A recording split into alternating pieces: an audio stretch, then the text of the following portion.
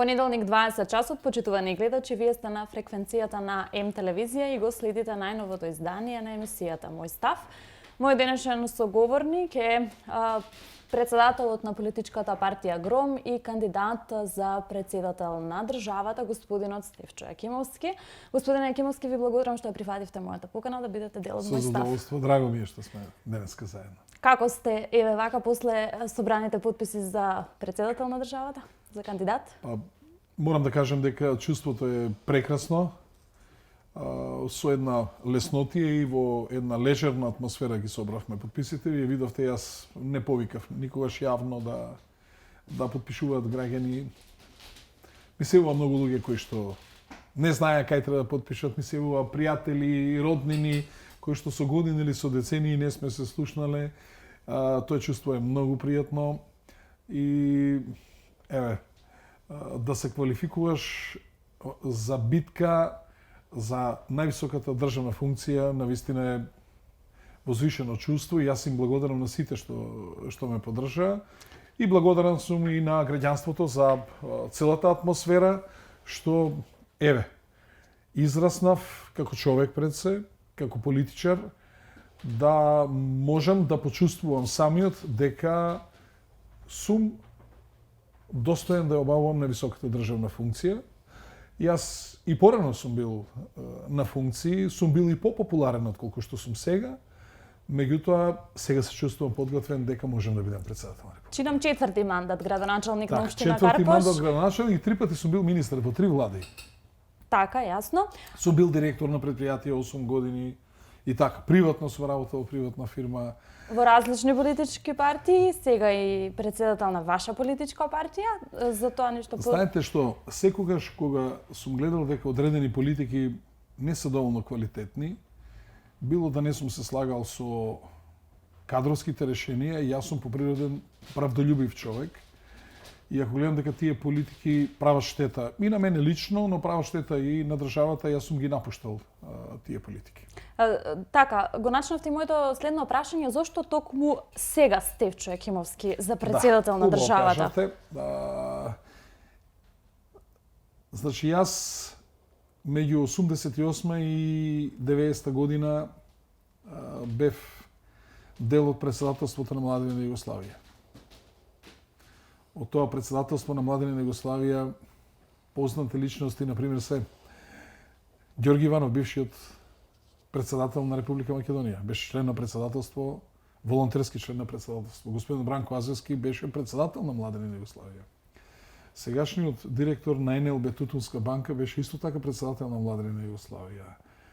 Мило Џукановиќ ми беше колега од соседната канцеларија. Значи, учев политика, каде што навистина имаше политика и бев во зградата кај што беше сместено и председателство на Младина Југославија и ЦК на Југославија, ЦК на Србија, Социјалистички сојуз на работен народ на Југославија, на Србија. Значи, тоа беше зграда, така се викаше зграда друштвено-политичких организации и тоа беа многу турбулентни периоди, особено ако се имало предвид дека тогаш бевме на преодот од социјалистичко кон капиталистичко општество и многу добро се сеќавам премиерот или председателот на владата Бранко Миколич изработи еден круцијален документ кој се викаше Основи реформи привредног система. Значи, врз основа на тој документ се тргна во измени на законска регулатива, врз основа на тој документ влеговме во повеќе партиски систем, беше дилема дали политички плурализам, значи да има партии, ама во рамките на Социјалистички сојуз или класичен повеќе партиски систем, да се оди на чиста пазарна економија. Значи, јас сум сведок на сите тие моменти, сведок сум на распадот на Југославија, потоа работев приватно 2 години, па потоа бев директор на едно општествено предпријатие. Да бидеш на мало општествено предпријатие, го превземаш со 9 месеци плата, не земено 6 месеци струја не платено, други обврски за 2,5 години. Тоа предпријатие беше меѓу првите 200 во Македонија. 200 мали предпријатија. Потоа станав градоначалник на општина Карпош, па министер, па малку паузирав, па пак градоначалник и така. Еве, значи се собрало големо искуство. Сум бил новинар волонтер, значи ваше колега во Радио Скопје, од таму и говорните вештини кои што ги имам во спортската редакција на Радио Скопје, нека му е лесна земја на Александар Стиков, на Гоце Сипковски, сум учел од нив, не учеле како треба да пишуваме вест, како треба да бидеме кратки, а све да соопштиме, како не терале за да го научиме мозокот во исто време да мислиме и да зборуваме кога ќе се качиме во автобус и да ги коментираме се што е околу нас, така сме вежбали и затоа сум сега добар говорник и све, што значи едно огромно искуство вткаено во една личност. Морам да кажем, не е претенциозно ако кажем дека со завидни резултати и во стопанството и во политиката, и сега навистина се чувствувам подготвен да можам да обавувам најодговорната функција во државата председател на Република Македонија, односно председател на сите граѓани. Токму така, ќе бидете ли председател на сите граѓани? Како народот ќе каже, ќе ми биде чест да ме почасти граѓанството со таа функција. Моите години се 64 години. Јас имам се постигнато во кариерата. Вклучувајќи, значи, и в спортскиот живот сум бил шампион на Македонија, веќе станав член на југословенската репрезентација, па кога веќе се откажував од каратето. Значи, јас сум реализиран човек и со задоволство можам да го дадам максимумот за Република Македонија, имајќи во предвид дека фактот покажува дека досегашните председатели на Република Македонија, не сакам сите да ги критикувам, меѓутоа некако таа функција ја претворија премногу во енглеска кралица, премногу беа продолжена рака на партиите, и јас ни оддалеку не велам дека види, јас сакам да бидам председател да се карам со владата. Не, туку напротив, максимално да соработуваме и да ги погодуваме вистинските поенти. Ако имаме од председателот на државата исто така соодветни реакции, веројатно многу критикуваме Скопје 2014. Може би тоа, ако и председателот на државата рекол, чекај, ова, тоаш може би, тој конфликт ќе сме го избегнале. Ако председателот на државата, например, воочил дека демократските процеси, слободата на медиумите се кршат, ако реагира, може би нема да дојдевме до такви ломови во 2016 година, да имаме 27 април и се останато. Ако председателот на државата бил доволно предпазлив, може би нема да дојдеше до подпишување на договор, француско-бугарскиот договор, во кој што сега двете нозени се во една контура. Ако председателот на државата гледал далеку, ќе издржевме во обстојувањето на уставното име, а пак ќе бевме денеска членки на НАТО. Дали сметате дека големите политички партии влијаат на личноста, на интегритетот на нивните предложени кандидати кои што ги поддржаа? Па вака, кој те носи на власт, него ќе му служиш после. Нормално дека првостепени се граѓаните, меѓутоа клучот е да си ставите во глава дека следен мандат нема да бидам председател. Седнувам на тоа столче и треба да видам што е најдобро за народот. Без разлика народот како мисли. Може народот ќе биде против одредени одлуки. Може би нема да се сложува, ама председателот мора да биде длабоко убеден во себе дека мерките или работите што ќе се преземат, ако не се популарни, ама историјата, кратката или таа подолгата ќе покаже дека тоа биле вистински потези на председателот, и јас сум многу строго против председател популист. Председателот мора да биде рационална личност, председателот мора, што вика негош, кој највишле седи, најдуже мора да гледа. Тој значи мора да гледа од птичја перспектива. За разлика што имаме луѓе кои се бават со политика и гледат од жабја перспектива. Односно не гледат ништо.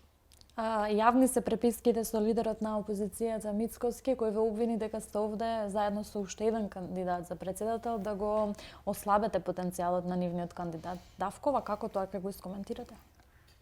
А тој третиот намерно го заборави или го смета за свој помошник? Така? Не знам, ваш став барам. Значи, јас сум господјата Ванковска, господинот Максим Димитриевски. Господин Димитриевски, како што го смета? Намерно го заборави. Еве да го подсетам, не се изјасни до сега ни еднаш. Прво сме тројца. Второ, господинот Мицковски треба да знае дека господјата Силјановска беше од мене поддржана во 2019 година и ги загуби изборите. Може би пак ќе бидам баксус ако ја поддржувам.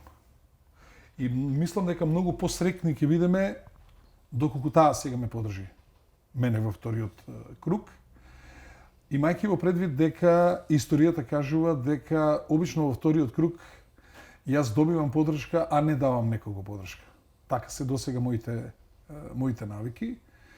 А и навистина мислам дека има шанса да и граѓанството во една мирна председателска кампања, мирна атмосфера, точно да утврди кој е најдобриот кандидат за да ја води ова престижна функција. Инаку морам да кажем дека господинот Мицковски, тој практично си опозиција сам на себе.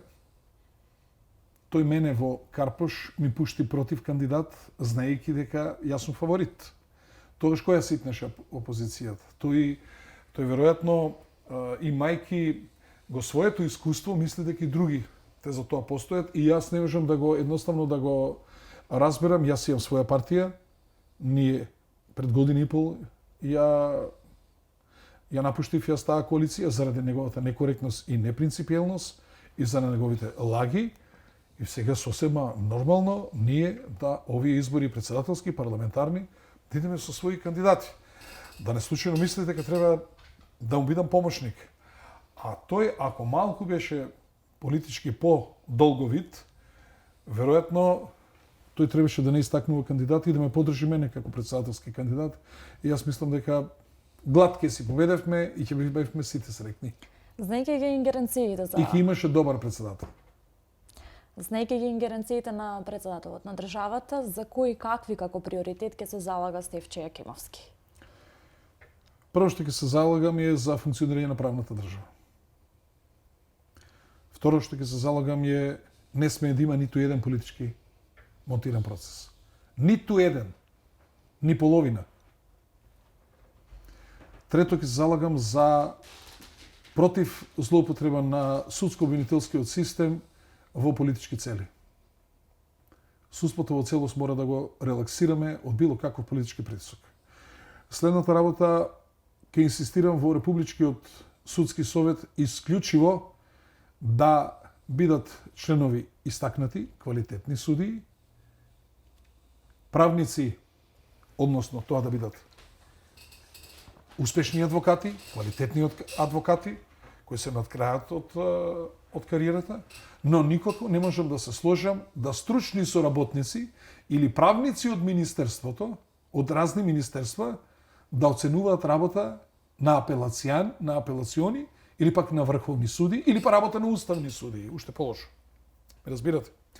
Значи, не може подофицирот да, не знам, некој полага генералштабен испит кај подофицир. Во конкретниот случај, оние што биле стручни соработници или работеле по министерства како правници, не можат да оценуваат. Мислам дека прво тоа не е етички, да оценувате работа на суди од апелација, суди на Врховен суд и на Уставен суд. Нивната работа да ја оценувате, а вие не сте биле никогаш судија. И тоа сметам дека не е во ред. Не сте влегле никогаш во судница, не сте носеле одлуки, или не сте бранеле одлуки, или не сте напаѓале, а тоа го правеле адвокатите. Следната работа, сметам дека армијата е битен сегмент од општеството. Гледаме што се случува во Украина, дека војната страшно, воените тактики страшно напредуваат. Од ден на ден се менува начинот на војување и натаму тенкот е кралот на војната, меѓутоа ние гледаме дека се оведува електронско војување, се оведува војување со дронови, со торпеда кои беспилотни подводни торпеда и дека електронското војување за соборување на тие дронови, на тие торпеда за нивно уништување и како е битно да ние во таа електронска сфера напредуваме и како да вооружените сили на Република Македонија бидат соодветно и материјално обезбедени, не само финансиски, туку да бидат и со соодветна опрема подготвени, за да може државата да ја бранат. Кога на ова го мислам, Не мислам само на војската, како вооружени сили, сметам и оној дел интервентниот, тоа се посебните единици, исто така при Министерството за внатрешни работи, Агенцијата за разузнавање. Не може Агенција за разузнавање да ви функционира со 50 милиона денари. Колку пари, толку музика. А таа е многу битна работа. Агенцијата за разузнавање треба да знае што ни мислат тие од надвор. Значи, незината задача да разузнава надвор од Република Македонија, така да тоа се битни работи. Гледам дека има поборници меѓу претседателските кандидати за уставни промени. Јас сум против уставни промени. Зошто? Тоа ќе беше моето следно прашање. Затоа што при секои уставни промени ние македонците настрадуваме. Нека ми кажат овие стручњаци по уставно право, каде ни се подобри положбата на нас македонците, со кое е уставно решение. Дали ни се подобри со тоа што го сврливме асном? Отвараме устав за сосема друго прашање, за промена на уставното име, и јасно го сврляме, го внесуваме Охридскиот рамковен договор, така ли е? Кое е решението за Македонија на европскиот пат? Мора да сватиме дека, прво, ние како мала држава задолжително треба да влегуваме во интегративни процеси. Ниедна држава не е доволна сама на себе. Русија е најголемата земја на светот и таа гледа да се интегрира. Затоа го прави БРИКС. Беше членка на Г20, ама сега гледате дека со овие проблеми не е членка и така. Тоа затоа го прави БРИКС. Прави други сојузи. Значи, Русија како Русија, која е земја доволна сама на себе, по економски потенцијал, по енергетски потенцијал, по потенцијал на минерали, на суровини и така натаму и така. Значи, таа е производство на храна, на се, значи она може сама за себе да обстане, па таа гледа да се интегрира, а таман работа за Република Македонија. Ние на европскиот пат треба да го тераме, но во исто време ние мора да поставиме рок до кога тоа ќе биде наш приоритет.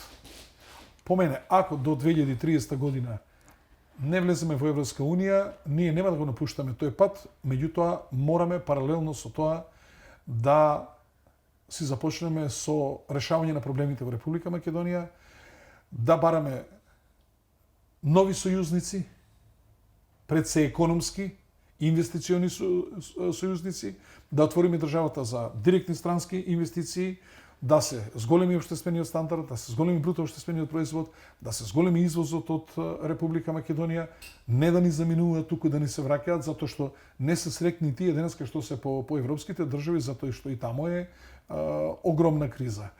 Што значи дека членството во НАТО, веќе сме членки, јас бев сум за членство во НАТО, меѓутоа сметам дека плативме голема цена, а тоа е промена на уставното име. Само требаше да издржиме повеќе. Ние моравме да станеме членки на НАТО, затоа што на Соединетите американски држави и на НАТО не им одговараше јужното крило на НАТО да не биде комплетно затворено. Тоа и сега не им е комплетно затворено со Србија, меѓутоа ако беше Македонија, тоа ќе беше преблаго за сите и ние тој нивни проблем ние требаше да го користиме во истрајноста за одбраната на националните интереси, во кој што влегува и уставното име. Како гледате на договорот со Бугарија? Каде ја гледате разрешницата? Бугарија ќе биде ли пречка за Македонија на евроинтегративниот пат? Знаете вака, ако ви дадам јас ваш задача да покажете дека водата е водлеста или воздухот дека е безбоен. Или да покажете дека воздухот има боја. Можете ли тоа да го? Нас ни даваат задачи кои што ние не можеме да ги оствариме. Ни даваат задача да разговараме за нешто што е имагинарно.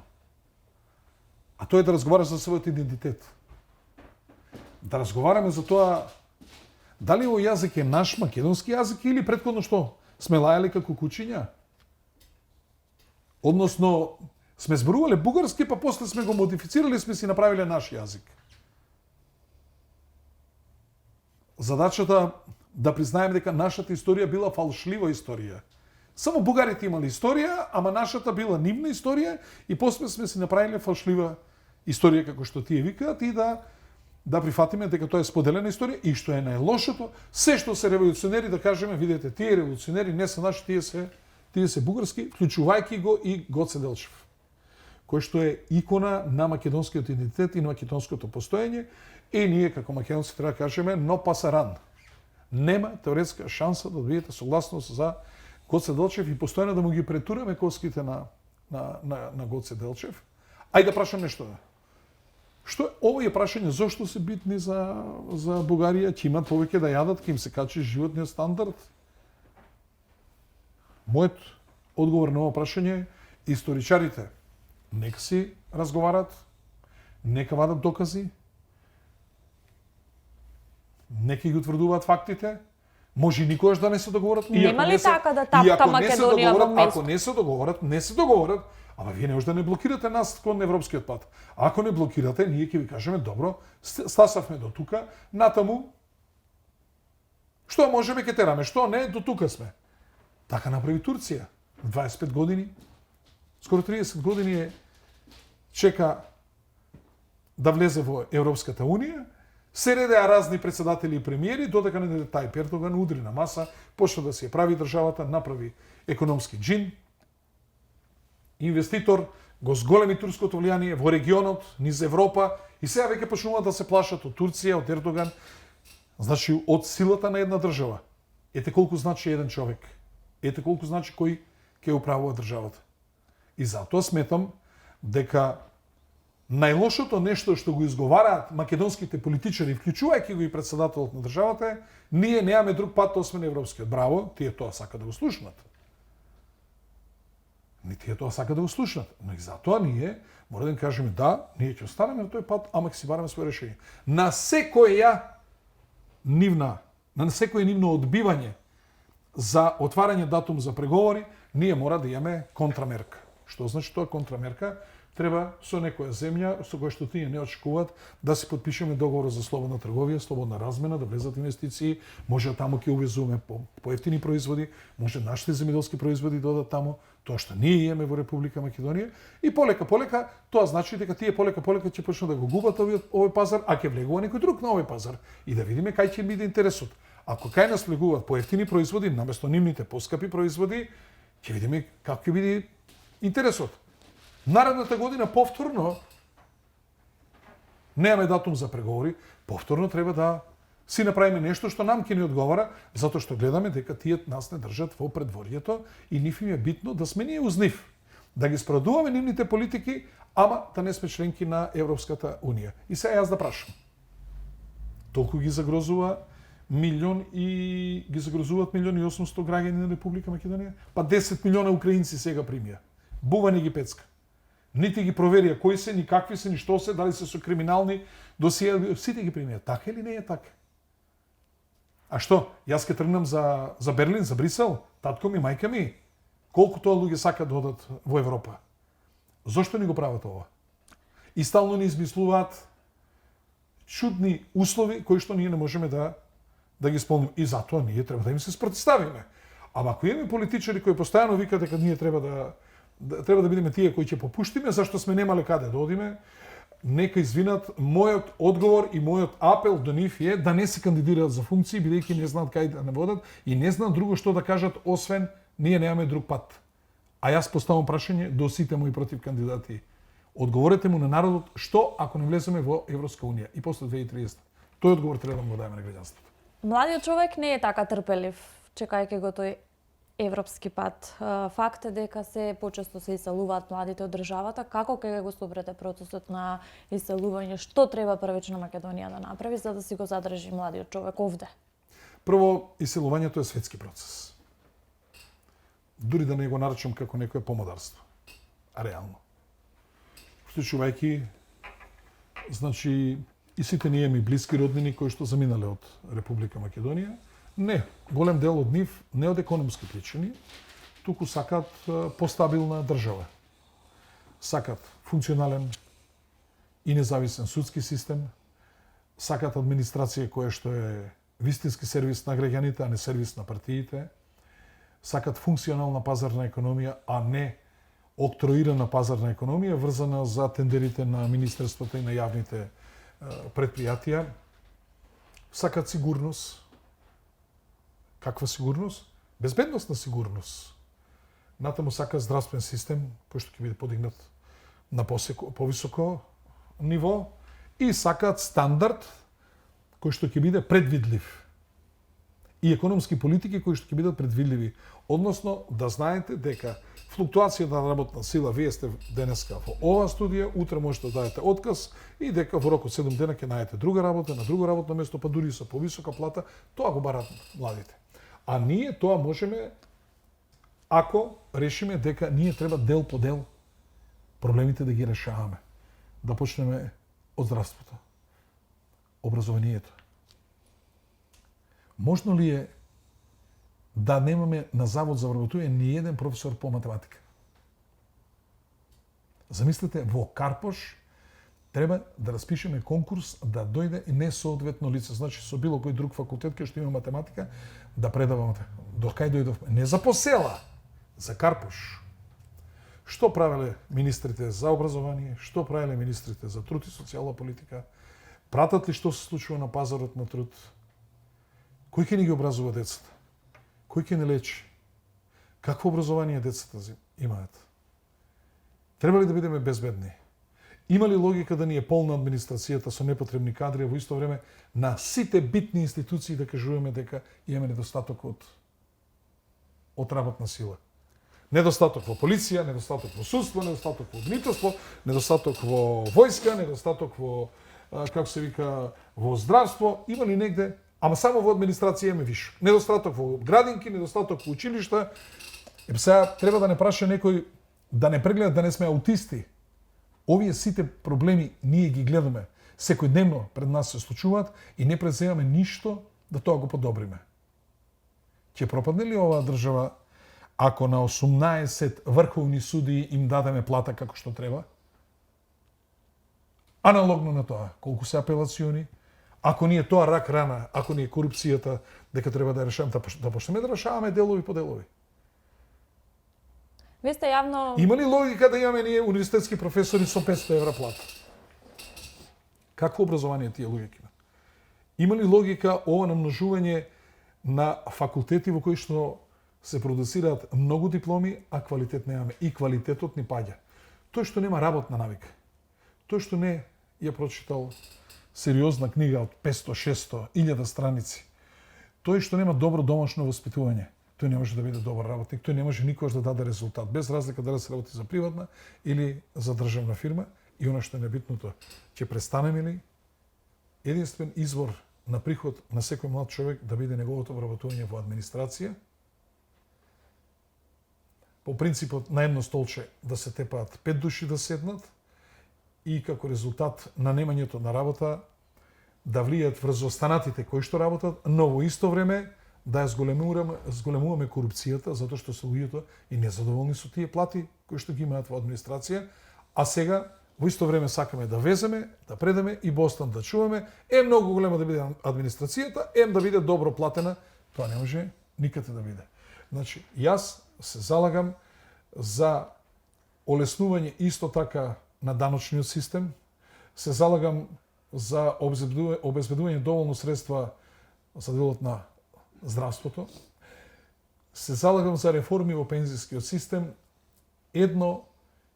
пензионерите да ги третираме како пензионерско семејство. Што тоа значи? Ако има двајца пензионери и ако имаат над 25.000 денари пензии, тоа е во ред. Меѓутоа, ако имаат под 25.000 денари приходи или е еден пензионер, а има, пример, 15-16.000, до 25.000, со мерки на социјалната политика мора да се обезбеди да ниеден пензионер нема помало приход од 25.000 денари, за да обезбедиме еден стандард, затоа што 48% од пензионерите ни земаат пензии помали од 16.000 денари. Како преживуваат луѓето во најтешката доба од својот живот. Значи, ние имаме многу области кои што треба да ги уредуваме. Ако фатиме дел по дел да уредуваме, полека ќе си ја средиме државата. Дозволиво ли е менаџерот во една банка да има 10-15.000 евра плата, а службеникот на шалтер да има 400 евра плата? Дозволиво е тој да земе дел од профитот на банката, а за службеникот да нема. А ако ги врзаме платите најниската со највисоката, Ако ги подобриме материјалните услови, да речеме, во делот на банкарскиот сектор, во делот на телекомуникациите, во делот на нафтените компании, во делот на осигурителните компании, во IT секторот, веќе се во IT секторот задоволни со платите и прилично се солидни, значи ние да направиме барем некои стотини илјади луѓе кои што во државата ќе речат, види, јас не сум во Германија, не сум во Америка, ама задоволен сум со мојот статус во Република Македонија, а вака ние правиме сите 1.800.000 луѓе да бидат незадоволни. Нити е задоволен полицаец, нити е задоволен... Па ако не ти е задоволен полицаецот, ако не ти е задоволен докторот, ако не ти е задоволен професорот, ако не ти е задоволен инженерот, кој ќе ти биде задоволен? Каква ќе ти биде таа држава? Ако не ти е задоволен цариникот, ако не е задоволен војникот, како ќе ја дигаме, како ќе ја браниме оваа држава? Значи ние мора делови полека да ги средуваме, а мислам и ако нема ингеренции во делови, председателот заедно со владата мора да отвори сериозни прашања и да затвара сериозни прашања. Ќе биде ли председателот коректор на политиките на владата? Јас мислам дека ќе биде најдобро да има разговори и договарања, да председателот биде иницијатор за одредени проблематични прашања. Јас ќе ви давам еден пример во делот на инвестициите. Се сеќавате вие 2016 или сте помлада кога СДСМ протестираше против отварање на рудници. Добра. Дојдено до крај, подпишено договори, отпочнува рудникот со експлоатација да отпочне, дигате вие народ, се спротивувате, ги бркате инвеститорите и треба платите уште 200 милиона евра. Сега што се случува? Пред подпишување на договори во делот на енергетиката, фотоволтајзи, не знам какви централи и така натаму, се дига сега па тие што биле на власт сега се опозиција против. Како тоа може? Како тоа смее? Она што инвестициите се битен дел од развојот на Република Македонија. Македонија мора секоја година минимум 400 до 600 милиони евра да има директни странски инвестиции заради пеглање на трговскиот дефицит. А тоа значи да се формираат мешовити тела од власт, опозиција плюс инспектори за значајни инвестиции во државата, да се утврдат условите, да немаме вакви ломови, тие луѓе што доаѓаат овде трошат пари, прават физибилити студии, прават проекти, плаќаат овде, отвараат нивни фирми, плаќаат хотели, тоа се милионски суми на трошоци. Кога вие ќе направите ваков гаф и ќе избркате некого, после тоа следниот што ќе дојде, кој ќе отиде во неговата амбасада, што ќе му речат? Преспи ноќеска и Сабајле менјаја картата, првиот авион и бега од овде. Така ќе рече ли? Или ќе рече нема проблем. Глупирај се наредна година и пол, две, потроши си 2-3 милиона евра и ќе видиш што ќе добиеш од другарите македонци кои бистрат многу политика. Тоа се лоши практики кои што ние ги правиме. Ќе бидат ли председателските избори патоказ за оно што ќе се случува на парламентарните во мај? Па председателските избори мислам дека ќе имаат влијание, но не многу големо, затоа што председателските избори треба да се гласа за личност. Мислам дека ни еден председателски кандидат не може да победи со партиите. Треба да го гласа граѓанството. Кој што ќе ги освои симпатиите на граѓанството, тој ќе победи на овие избори, а не тој што ќе ги освои партиите. Ние знаеме дека сакале некеле ќе ги гласат. А колку што гледам, не се многу срекни партиите од кандидатите кои што ги имаат предложено и како што видовме со собирањето на подписи дека ни 30% од членството не им се подпишало и ако сите добиваа пораки уколку часот каде треба да подпишат. Така беше или не беше така? Кого Стефчо Акимовски ќе послека за против кандидатот во вториот изборен круг, доколку влезе?